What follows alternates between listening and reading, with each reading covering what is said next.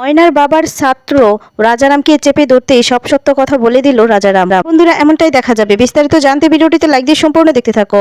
গল্পের শুরুতেই দেখা যায় রুদ্দুর বাহিরে মানুষ দেখে এই ঘরে এসেই দরজাটা লাগিয়ে দিলে এদিকে দেখা যাবে বাহির থেকে বলতে থাকে, বৈষ্ণব বাবা আপনি এভাবে চলে এলেন কেন? দরজাটা খুলুন। তখন বলে, কি হচ্ছে কি? আপনি এভাবে দরজা দিয়ে বসে আছেন, দরজা দিয়ে চলে আসলেন কেন? আসলেন ওদিকে আপনাকে তো ডাকছে, আপনার কাছে কত আশা নিয়ে এসেছে।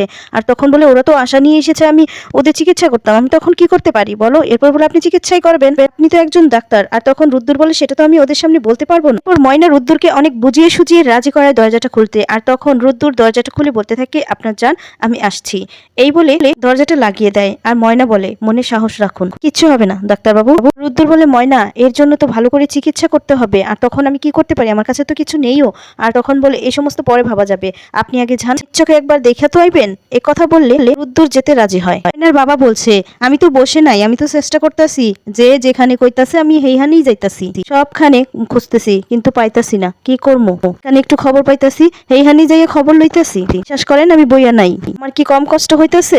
তখন বলে, দেবশঙ্কর বাবু আমাদের সবারই একই অবস্থা, আমরা বুঝতে পারতাছি ব্যাপারটা। এরপর রুদ্দুরের বাবা দেবুকে বলছে, আপনারা তো জানতেন যে রাজারাম কি ধরনের মানুষ, কি জানতেন তো? রাজারাম রুদ্দুরের উপর রেগে আছে। রুদ্দুরের মা যেই ভুলটা করলো, আপনারা তো একই ভুল করেছেন, সেই জায়গাতে পাঠিয়ে ও রুদ্দুরকে টেনে নিয়ে আসলো এখানে, আর আপনি ওনাদেরকে মানে ওদেরকে একা ছেড়ে দিলেন। তখন বলে, দাদা তুমি প্লিজ উত্তেজিত হয়েও না, আমরা তো এখানে এসেছি একটা সমস্যার সমাধান করার জন্য, বড় বৌদির পাশে থাকার জন্য, প্লিজ একটু মাথাটা ঠান্ডা রাখো। তখন রুদ্দুরের বাবা বলে, কার জন্য এই সমস্ত হয়েছে সেটা তো মানবি। আর তখন বড়মা বলে, কি হচ্ছেটা কি? এখন কি এই তর্কাতর্কি করার সময়? যেমন রুদ্দুরের বাবা, উনি কিন্তু ময়নার বাবা, আমার কষ্টটা কষ্ট, ওনার কষ্টটা কি কষ্ট নয়? কোথায় একটু সাহায্য করবে তা না, আর এই সমস্ত কথা বলে সবার মনে টেনশন বাড়িয়ে দিচ্ছ, তাই তো? এমন ভাবে কথা বলছো, মনে হচ্ছে ইচ্ছাকৃত ভাবেই করা হয়েছে। দেবু তখন বলে, আমরা ভাবতে পারি নাই যে এমন একখানা ঘটনা ঘটবো। ময়না রুদ্দুরকে তো খুঁজে বের করবো, তার আগে থামুম না।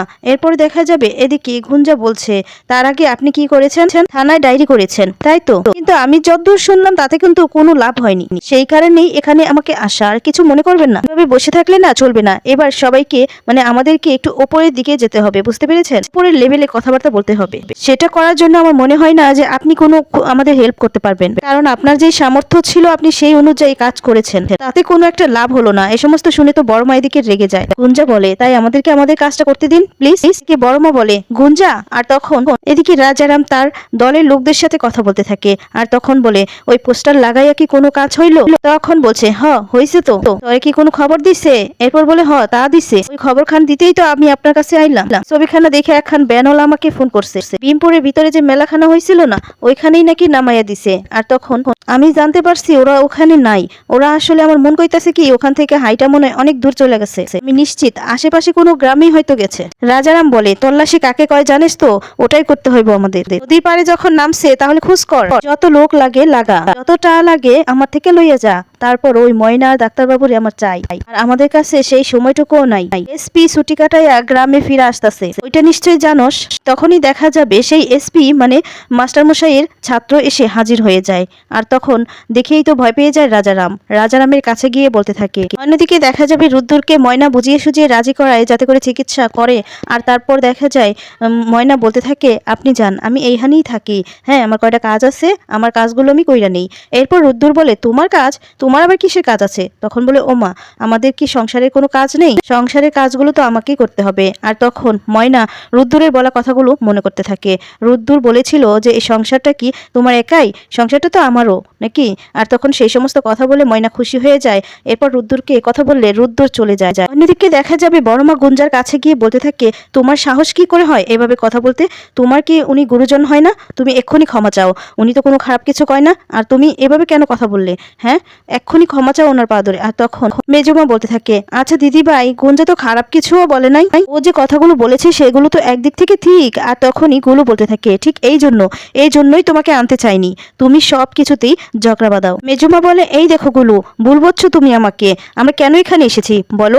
আমরা তো রুদ্দুরকে খুঁজে বের করবো বলেই এখানে এসেছি, বলো? আমি তো সেই নিয়ে কথা বলছি গো। এদিকে বড় মা গুঞ্জাকে বারবার বলছে, ক্ষমা চাও বলছি, কি হলো ক্ষমা চাও। আর তখন গুঞ্জা বলে, আন্টি আপনি কিন্তু অকারণে আমার উপর রাগ করছেন। বড় মা রুদ্দুরের বাবাকে বলে, তুমি চুপ করে আছো, কিছু বলবে না? রুদ্দুরের বাবা বলছে, কি বলবো বলো? আর এই কথা শুনে বড় মা বলে, মানে তুমি দেখতে পাচ্ছ যে দেবশঙ্কর বাবুকে তোমার সামনে অপমান করছে, তো কিছু বলছো না? তখন রুদ্দুরের বাবা বলতে থাকে, গুঞ্জা যে কথাগুলো বলেছে সেই কথাগুলোকে আমি সাপোর্ট করছি না, কিন্তু যেই কথাগুলো বলেছে সেই কথাগুলো তো একদম ঠিক কথাই বলেছে।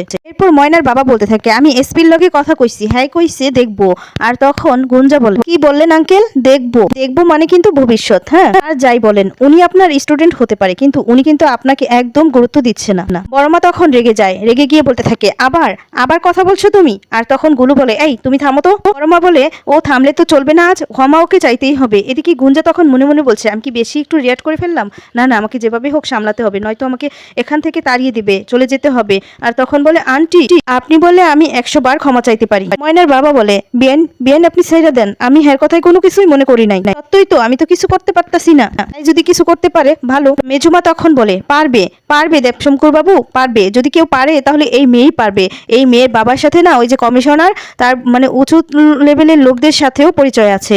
আর এই মেয়ে যদি ফোন করে বলে দেয় না, চাপ সৃষ্টি করে না, তাহলে দেখবে সব কিছু খুঁজে পাওয়া যাবে, রুদ্দুর ময়নাকে খুঁজে পাওয়া যাবে। এরপর দেখা যাবে দেবু গুঞ্জার কাছে হাত জোর করে বলতে থাকে, আচ্ছা মা, যদি তুমি খুঁজে বের করতে পারো তাহলে খুঁজে বের করে দাও, আমার জামাই আর মাইয়ারে যেভাবেই হোক খুঁজে বের করে দাও। এই বলে দেবশঙ্কর বাবু কাঁদতে থাকে। অন্যদিকে দেখা যাবে ময়না ঘরটাকে খুব সুন্দর করে সাজাচ্ছে। আর ঠিক তখনই চুরিগুলোর কথা মনে পড়ে যায় রুদ্দুরের পুটলিটা দেখে। এরপর দেখা যায় রুদ্দুরের সেই কথাটা ভাবতে থাকে, রুদ্দুর বলেছিল আমাদের সংসার তো তোমার একার নয়, আমাদের দুজনের। আর এদিকে এসপি সাহেবকে দেখে রাজারাম ভয় পেয়ে যায়, তখন বলে, স্যার আপনি আসুন আসুন ভিতরে আসুন। আর তখন বলে, হ্যাঁ আসবই তো, দেখা করতে আসলাম। আপনি কি জানেন কয়দিন আগে মাস্টারমশাই আপনার নামে কমপ্লেন করে আসছে? তখন রাজারাম বলে, সত্যি কইতাছি স্যার, আমি কিছুই জানি না। এসপি তখন বলে, আমি জানি আপনি এই বিষয়ে কিছুই জানেন না, যদিও আমার মাস্টারমশাই বলছে বলে আপনারা বলতেছি, যেখানে যা হইব উনি কিন্তু আপনার ঘাড়েই দোষ চাপাইব। তাহলে আপনারে কেন এই সমস্ত বলে? হ্যাঁ কেন করে? আর তখন বলে, আপনার মাস্টার আপনিই জানেন কেন করে, আপনি জিজ্ঞান। তখন এসপি বলে, আপনি কি কলকাতাতে একবার গেছেন না আরেকবারও গেছেন? না তখন বলে, না না একবারই গেছি। কেন গেছেন? আর তখন রাজারাম বলে, কেন স্যার, আমার কি কলকাতাতে যাওয়া বাধা আছে নাকি? আর তখন বলে, না কিন্তু কলকাতাতে গিয়ে যে আপনি ময়নার বাড়িতেই যাবেন, ময়নার শ্বশুর বাড়িতে, সেটা তো বলেন নাই। তখন রাজারাম বলে, দেখেন আমি সত্যি কথাই কইতাছি, আমি পরের ব্যাপারে কিছুই জানি না। ওই দিন ময়নার বাড়িতে গেছিলাম ঠিকই, কিন্তু আমি কিছুই করি না। আর তখনই দেখা যায় এসপি সাহেব বলতে থাকে, আবারও আপনারে বলতাছি, দেখেন আপনি যদি কিছু কইরা থাকেন, যাই না থাকেন, তাহলে কইয়া দেন, তারপরে ফিরিয়ে দেন। তখন বলে, আচ্ছা আচ্ছা এসপি সাহেব, আপনি কেন আমার কথা বিশ্বাস করতেছেন না আমি বুঝতাছি না। এরপর দেখা যাবে এসপি সাহেব বলতে থাকে, আচ্ছা ওই দিন ঘাটপাড়ে তো তোমার লোক ছিল, কেন ছিল? এরপর সেই লোকটি বলতে থাকে, আসলে আমি ডাক্তার কাছে, তখন বলে, শুনেছি সবকিছুই শুনেছি, ময়নার বরেরে দেখার লেগে নাকি ও গেছিল, সবকিছুই আমি জানছি।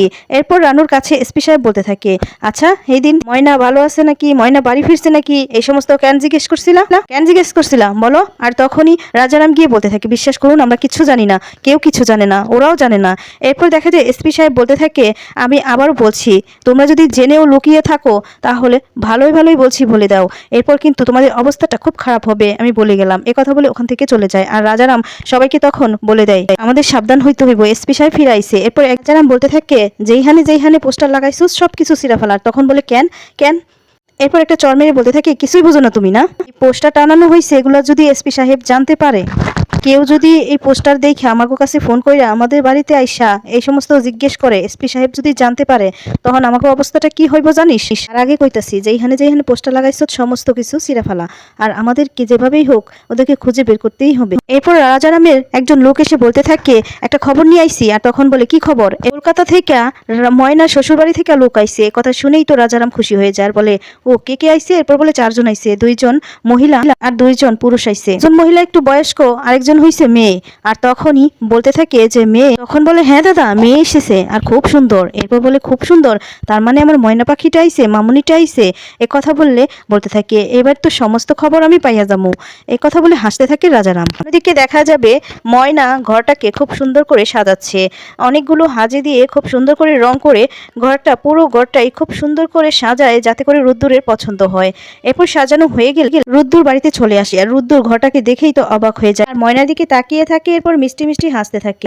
ময়না আয়নার কাছে যায়, গিয়ে নিজের সিঁদুরটা পড়তে থাকে, আর রুদ্দুর তাকিয়ে থাকে। এরপর রুদ্দুরও ময়নার কাছে যায়, গিয়ে ময়নার দিকে তাকিয়ে হাসে, বলে, এটাই বুঝি তোমার জরুরি কাজ? আর তখন বলে, হ্যাঁ।